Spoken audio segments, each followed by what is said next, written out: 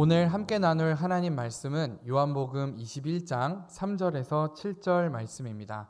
신약 185촉에 있는 요한복음 21장 3절에서 7절 말씀 우리 함께 읽도록 하겠습니다.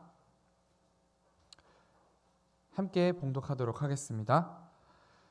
시작. 시몬 베드로가 나는 물고기 잡으러 가노라 하니 그들이 우리도 함께 가겠다 하고 나가서 배에 올랐으나 그날 밤에 아무것도 잡지 못하였더니 날이 새어갈 때에 예수께서 바닷가에 서셨으나 제자들이 예수이신 줄 알지 못하는지라.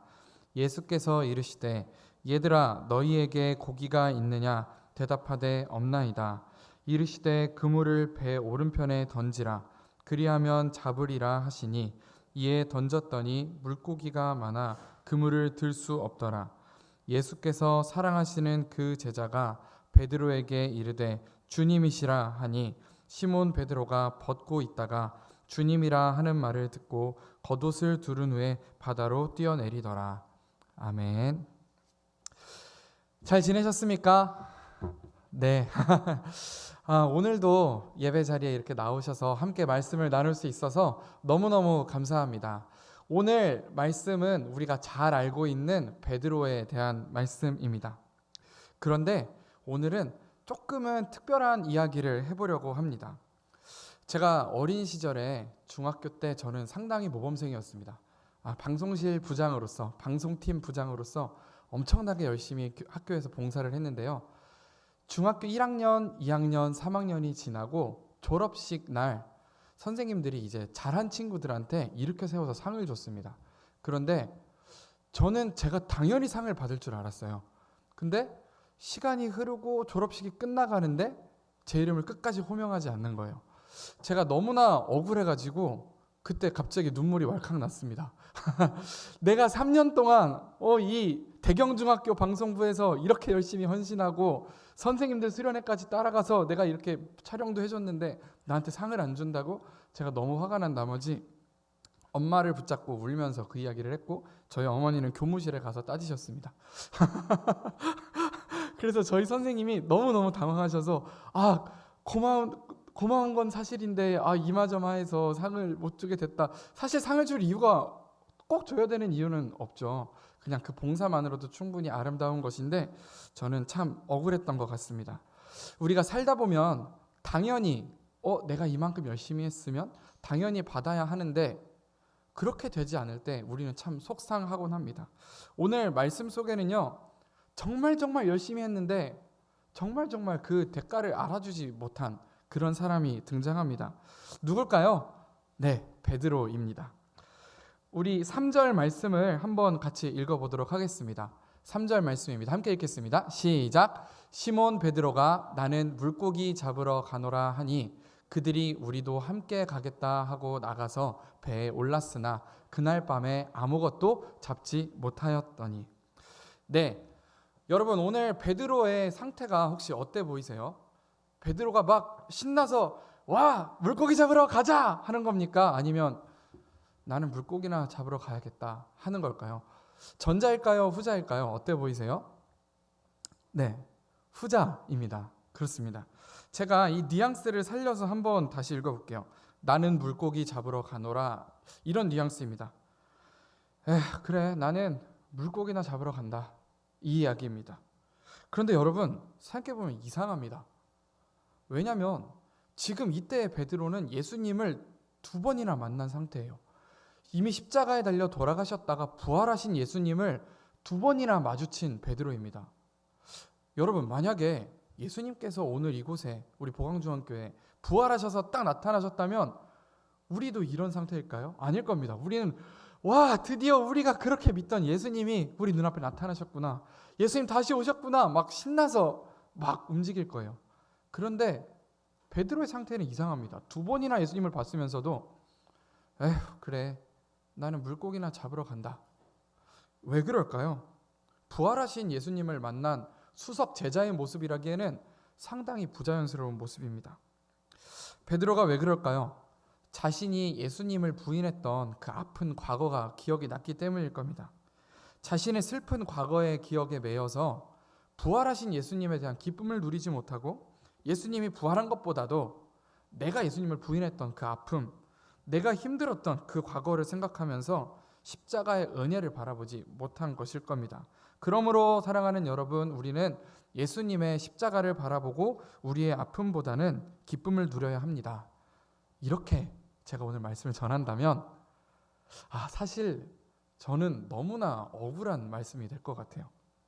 솔직히 이런 말씀으로 결론을 낸다면 저는 베드로의 입장에서 너무나 억울할 것 같습니다. 여러분, 베드로가 어떤 사람입니까? 베드로가 어떤 사람인지 한번 이야기 나눠보겠습니다. 베드로는 예수님을 무척이나 사랑했던 제자였습니다. 첫 번째 제자죠. 그래서 원래 어부였습니다만 예수님께서 나를 제자 삼아 주신다고 하자 지금까지 평생 자기를 먹여 살렸던 그 모든 그물을 내던지고 배도 내버리고 사랑하는 가족들도 내버리고 예수님을 따랐던 제자입니다. 그래서일까요? 베드로는 항상 어디를 가든지 다른 제자들보다 예수님 앞에 먼저 나서서 예수님을 따라간 사람이었습니다. 예수님이 가시면 제가 어디든지 따라가겠습니다. 베드로의 고백이었습니다. 예수님께서 제자들의 발을 닦여주시던 어떤 날이 있었습니다. 그날 베드로는 무척이나 황송해했습니다. 아니, 우리에게 섬김을 받아야 할 예수님께서 우리의 발을 닦으십니까? 너무나 황송해했던 베드로입니다. 자기 자신을 예수님께서 섬긴다는 게 말이 안 된다고 생각했던 것이죠. 또 어느 날 베드로는 물 위를 걸어오라는 예수님의 말 한마디에 그냥 이도 저도 생각하지 않고 물 위로 뛰어들었습니다. 덕분에 죽을 뻔하죠. 그럼에도 불구하고 예수님이 부른다면 그냥 뛰어드는 자, 그 자가 베드로였습니다. 언제나 예수님을 향해 크다란 신뢰와 앞선 마음이 있는 제자였습니다. 이처럼 베드로는 예수님과 함께하는 그 몇 년의 시간 동안 자기가 할 수 있는 사랑과 자기가 할 수 있는 충성은 다 했습니다. 자기의 마음을 다 바쳤고 자기의 시간을 다 바쳤습니다. 힘들어도 버텼고 조금 어려워도 믿으면서 나아갔습니다. 그런데 웬일인지 예수님을 이렇게 열심으로 따른 베드로가 마주한 상황들은요, 너무나 가혹한 상황들이었습니다. 예수님께서 십자가에 달리시기 전날 예수님은 제자들을 모아놓고 말씀하셨습니다. 이제 내가 사랑하는 제자들아, 이제 내가 어디론가 갈 텐데 너희는 나를 따라오지 못한다. 그렇게 얘기하자 이 사랑이 많은 충성심이 가득한 베드로는 얘기합니다. 주님, 무슨 말씀이십니까? 어딜 가시든지 제가 따라가겠습니다. 제가 목숨을 바치는 한이 있더라도, 죽는 한이 있더라도 예수님 계신 곳으로 따라가겠습니다. 그러자 예수님이 이렇게 말합니다. 네가 목숨을 바쳐서 나를 따른다고? 아니야, 너는 앞으로 3번이나 나를 배신할 거야. 이렇게 이야기합니다. 여러분이 만약 베드로라면 마음이 어땠을까요? 저라면 무척이나 서운했을 겁니다. 아니, 예수님, 제가 지금까지 예수님을 어떻게 따랐는지 아시면서 제가 예수님을 응원해 드리려고, 예수님께 힘 드리려고 예수님이 어딜 가든지 제가 따라가겠습니다. 목숨 바쳐서라도 따라가겠습니다. 라고 말을 했는데 저한테 네가? 라고 이야기하시다니요.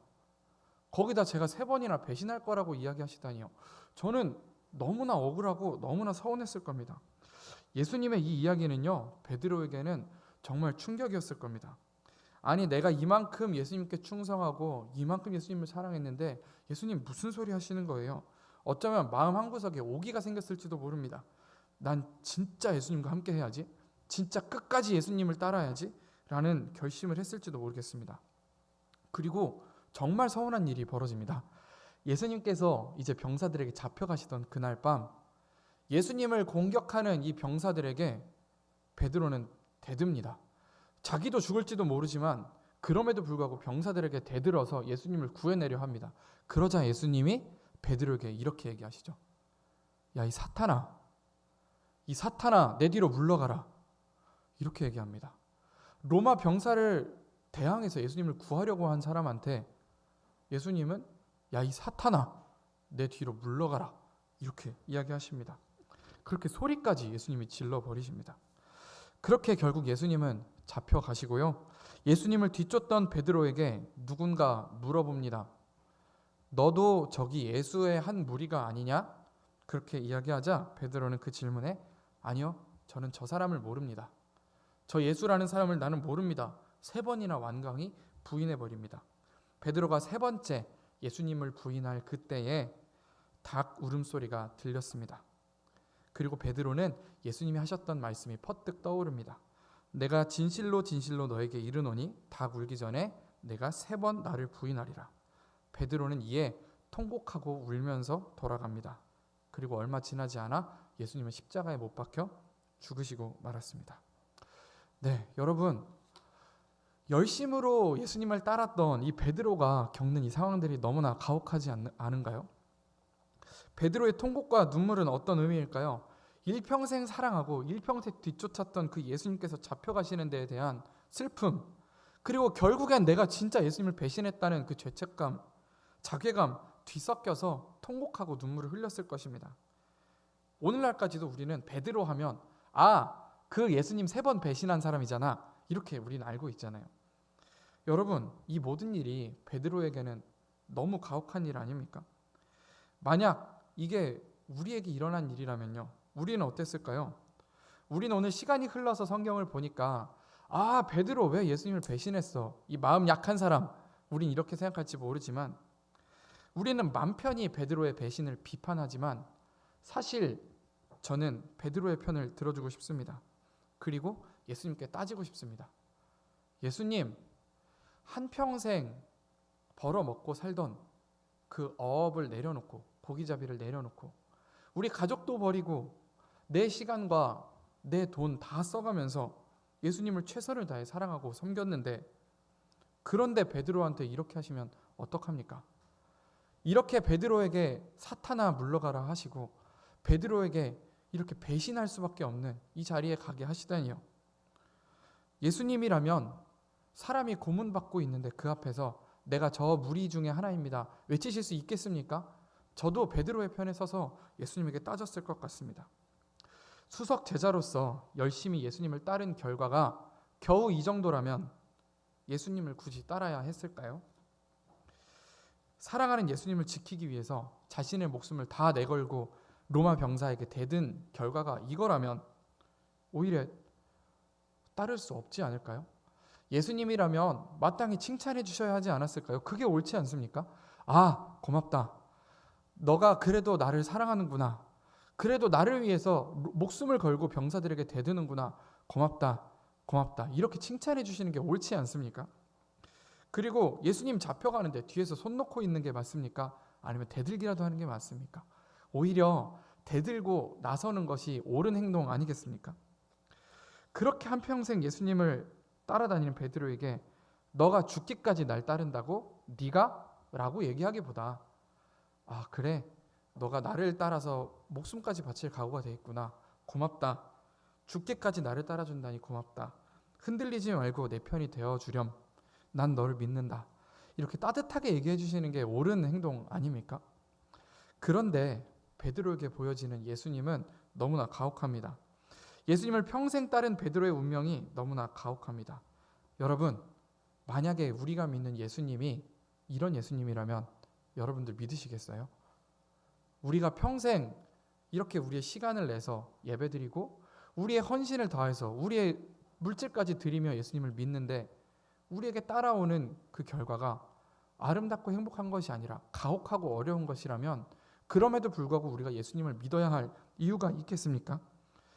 사실은 우리는 누구나 마음이 어렵고 힘듭니다. 누구나 위로를 찾습니다. 의지할 곳을 찾아 예수 그리스도를 찾아옵니다. 우리가 믿음 생활에 열심을 내고 봉사하고 헌신하며 말씀을 연구하고 예수님을 알고자 하는데 그 뒤에 우리에게 따라오는 것들이 이렇게 가혹한 것들일 뿐이라면 우리가 예수님을 믿는 게 무슨 소용이 있습니까? 아무 소용 없을 겁니다. 그런데 여러분, 이건 그냥 만일 그렇다면 어떻겠습니까? 하고 가정하는 상황이 아니라 실제로 우리 삶 속에 일어나는 일들입니다. 오늘날 우리의 삶 속에 많은 사람들이 예수 그리스도를 믿고 열심으로 믿지만 실제로 우리의 삶은 그렇게 만사형통하지는 않습니다. 예수 믿는다고 모든 것이 풀려가고 예수 믿는다고 우리의 삶이 잘 되는 것은 아닙니다.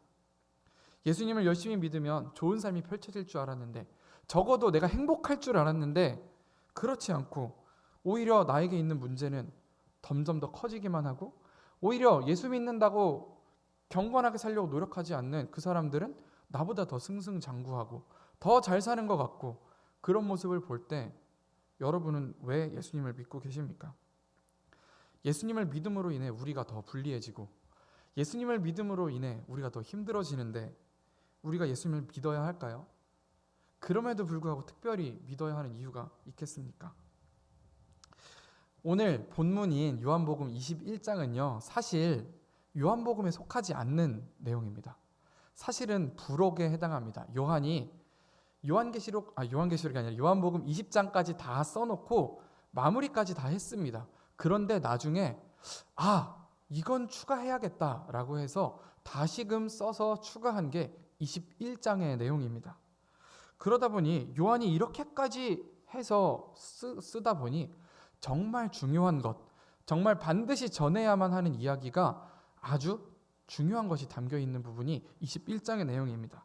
그렇게 중요하게 전하려고 했던 그 이야기는요, 오늘 예수님께서 갈릴리 바다에서 베드로를 만나는 장면으로 그려져 있습니다. 예수님은 드디어 혼자 꽁에 있는 이 베드로에게 이렇게 마음의 상처를 받고 죄책감과 또 서운함과 여러 가지 감정이 얼버무려져 있는 이 베드로에게 드디어 예수님이 나타나십니다. 베드로의 감정은 복잡했을 겁니다.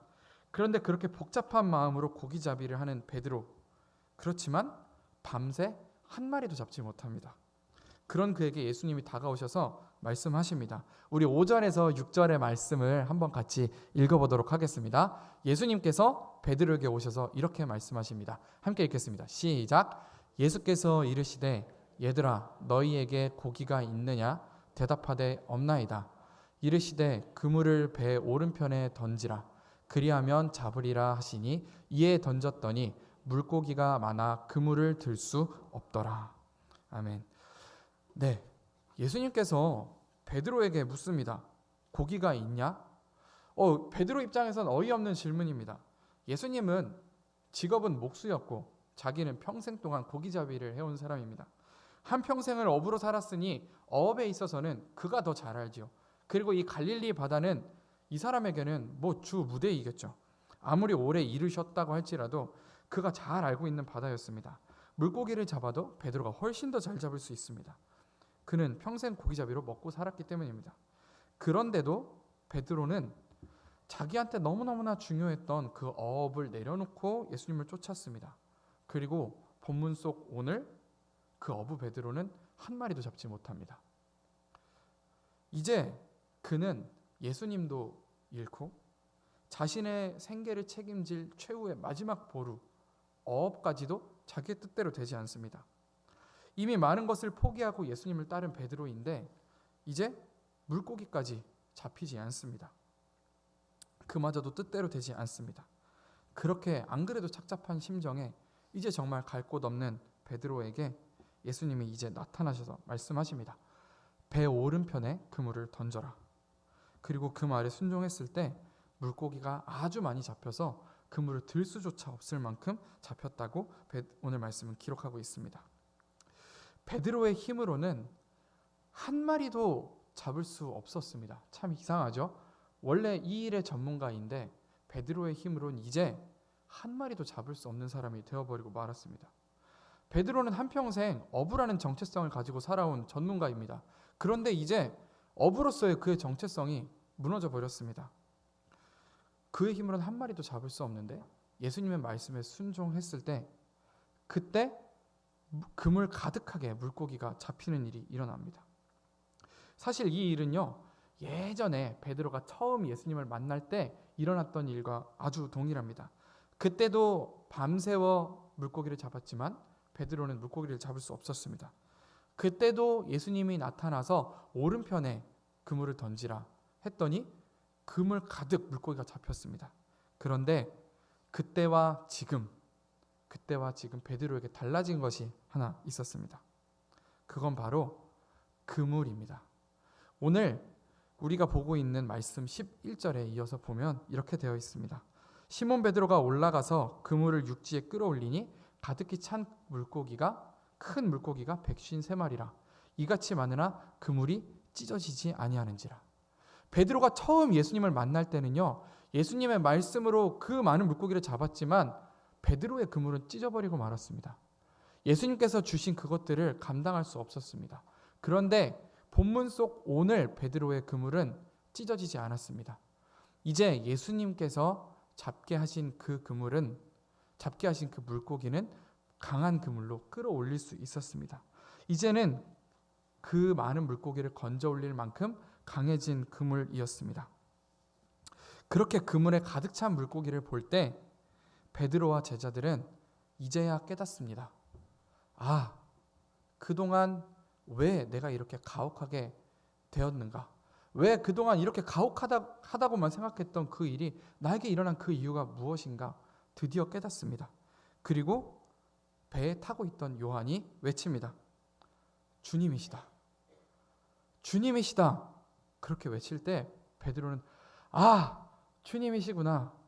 드디어 주님이시구나 하고 배에서 뛰어내려 예수님께 달려갑니다. 주님이시다. 그 이야기를 들은 베드로는 옷을 입고 바다 위로 풍덩 뛰어내립니다. 그리고 예수님께서 계신 곳에 한달음에 달려갑니다. 그리고 예수님은 자신에게 달려온 베드로에게 이렇게 물으시죠. 네가 나를 사랑하느냐? 네, 주님, 제가 사랑합니다. 네가 나를 사랑하느냐? 네, 주님이 잘 아십니다. 제가 주님을 사랑합니다. 네가 나를 사랑하느냐? 그렇게 세 번째 질문을 하는 동안 베드로는 이제야 예수님의 뜻을 깨닫습니다. 지금까지 베드로의 마음속에 꽁하게 남아있었던 예수 그리스도에 대한 서운함, 예수 그리스도에 대한 죄책감, 그 모든 것을 예수님은 풀어주시려고 하는 것입니다. 그래서 동일하게 세 번 질문하면서 베드로의 잘못을 모두 용서하시고 베드로의 힘든 마음을 치료하십니다. 베드로의 마음 한가운데 있는 그 죄책감마저도 예수님께서는 치료하십니다. 그리고 그를 통하여 하나님의 백성을 구원하실 계획을 가지고 계십니다.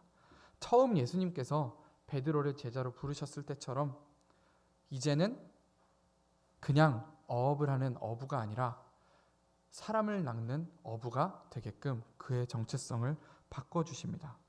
사랑하는 여러분, 오늘 우리가 이 베드로의 이야기를 보면서 우리의 모습을 바라봅니다. 우리도 베드로만큼이나 열심을 가지고 신앙생활합니다. 우리도 우리의 시간을 내고 우리의 물질을 드리고 우리의 마음을 다하여 바쳐 하나님께 드립니다. 그렇게 예수님을 믿기로 결심한 우리지만 때로 우리의 삶은 만사형통하지 않습니다. 예수님을 믿었다고 해서 잘 되지 않습니다. 오히려 우리보다 더 믿지 않는 자들이 잘 되는 것 같고 나의 문제는 커져만 갑니다. 이러한 신앙생활의 위기 앞에서 우리는 베드로가 그랬던 것처럼 마음에 꽁함을 가지고 견뎌내지 못하고 넘어져 있는 것은 아닌지요. 우리의 연약한 모습만을 바라보면서 예수 그리스도의 그 뜻을 바라보지 못하는 것은 아닌지요.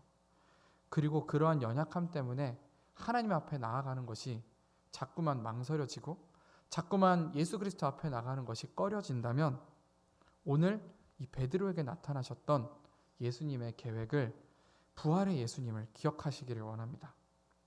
베드로에게 나타나신 부활의 예수님은 베드로를 미워하신 분이 아닙니다. 오히려 베드로의 어려운 상황을 다 이해하고 계셨고 지금까지 베드로가 아파하는 것과 베드로가 연약한 그 모든 모습을 알고 계셨습니다. 베드로가 3번 부인할 것까지도 알고 계셨습니다. 그럼에도 불구하고 예수님은 베드로를 통해 사람 낚는 어부가 되게 하시려고 그 모든 시간을 견디게끔 하셨습니다. 베드로에게 가혹해 보이는 그 모든 것은 예수님께서 그를 새롭게 하시려는 계획이었습니다. 베드로가 스스로의 삶을 되돌아보면서 후회할 그때에, 아파하고 괴로워할 그때에 예수님께서는 베드로를 처음 만났을 때 그랬던 것처럼 똑같은 모습으로 다시 나타나십니다. 배 위에서 고기 잡고 있는 베드로에게 다가가셔서 그물을 던지라고 이야기하시고 이제는 그를 사람 낚는 어부로 바꿔주십니다. 예수님께서 십자가에 달려 돌아가심으로 말미암아 우리 또한 새롭게 거듭났습니다. 이것은 베드로만의 이야기가 아니라 오늘 우리에게 일어난 일이요, 예수 그리스도께서 감당하셨던 십자가에 대한 이야기입니다. 예수님께서 십자가에 달려 돌아가심으로 말미암아 우리는 새롭게 거듭납니다. 죄로 인하여 사망의 권세에 붙들려서 주저앉을 수밖에 없었던 우리를 예수님께서 그 가혹한 십자가를 견디심으로 우리가 거듭나게 하셨습니다. 오늘날 우리의 삶 가운데 하나님으로부터 멀어져 더 이상 돌이킬 수 없다고 느껴질 위기가 찾아오거든, 너무나 힘들다고 느껴지시거든, 부활하신 예수님을 바라보시기 바랍니다. 부활하신 예수님께서는 우리의 그 아픔을 통하여 우리를 새롭게 하시고 사람 낚는 업으로 우리를 바꿔주시는 분이신 줄 믿습니다. 베드로에게 나타나신 부활의 예수님은 이제 우리에게 새로운 꿈을 허락하시는 분입니다. 우리의 아픈 자리, 우리의 연약한 자리에서 머물러 있게 하지 않으시고 내가 나를 사랑하느냐라고 질문하시며 이제 내 양을 먹이라 라는 새로운 사명을 우리에게 허락하시는 분이십니다. 예수님께서는 베드로에게 이야기하십니다. 베드로야, 이제 내 양을 먹이라. 나를 따르라. 절망과 혼란, 허무함에 빠져있는 이 베드로가 부활하신 예수님을 만나자 그가 사명자가 될 수 있었던 것처럼, 새로운 사명을 가지고 살아갈 수 있었던 것처럼, 오늘 베드로가 그렇게 고백하였던 것처럼 죽기까지 예수님을 따를 수 있는 우리 또한 될 수 있기를 원합니다. 사랑하는 여러분, 오늘날 우리의 삶이 가혹하다고 느껴지시고 또 우리의 삶이 어렵다고 느껴지시거든 베드로에게 함께했던 부활의 예수님을 바라보십시오. 그리고 우리를 위해, 우리에게 새 생명을 주기 위해 가혹한 십자가를 견뎠던 예수님을 바라보십시오. 그러면 우리의 삶에 새로운 꿈이 생깁니다. 우리에게 우리와 같은 복음을 알 수 있는 자들이 많아지도록 우리가 섬길 수 있는 꿈이 생깁니다. 오늘 말씀의 결론을 내려 합니다. 만일 우리가 알지 못하는 새에 신앙의 위기를 맞이하고 있다면 우리 예수님을 함께 바라보기 원합니다. 예수님은 우리의 죄를 용서하시고 우리를 새롭게 거듭나게 하시며 새로운 꿈을 허락하시는 분입니다. 오늘 베드로의 삶 속에 역사하신 예수님께서 우리가 신앙생활하는 자리 한 자리에 임재하셔서 우리를 십자가의 길로, 예수 그리스도의 복음 전하는 사명자의 길로 우리를 불러주실 줄 믿습니다. 오늘 그렇게 예수님을 바라보면서 나아가는 우리 청년부 한 사람 한 사람 되시기를 간절히 소원합니다. 제가 기도하겠습니다. 사랑이 많으신 하나님, 때때로 이해가 되지 않는 것이 있습니다. 하나님 아버지 앞에 깊이 헌신하고 깊이 믿음을 키우려 노력하지만 우리의 삶이 그만큼 잘 풀리지 않고 힘든 일을 바라볼 때 우리는 시험에 듭니다. 그러나 예수님께서 우리를 위하여 그 가혹한 십자가를 견딘 것처럼 또 더 많은 사람들을 구원하기 위하여 베드로를 제자 삼으신 것처럼 오늘 우리에게도 그 커다란 꿈을 가지고 계심을 우리가 믿습니다. 하나님, 우리가 그 꿈을 바라보며 나아갈 때에 어려움의 자리가 소명의 자리가 되어 기쁨으로 나아갈 수 있는 우리가 될 수 있도록 인도하여 주시옵소서. 베드로가 그랬던 것처럼 죽기까지 예수 그리스도를 전하며 살아갈 수 있는 소명자들 우리 모두 될 수 있도록 저희를 인도하여 주시옵소서. 사랑이 많으신 예수님의 이름으로 기도드립니다. 아멘.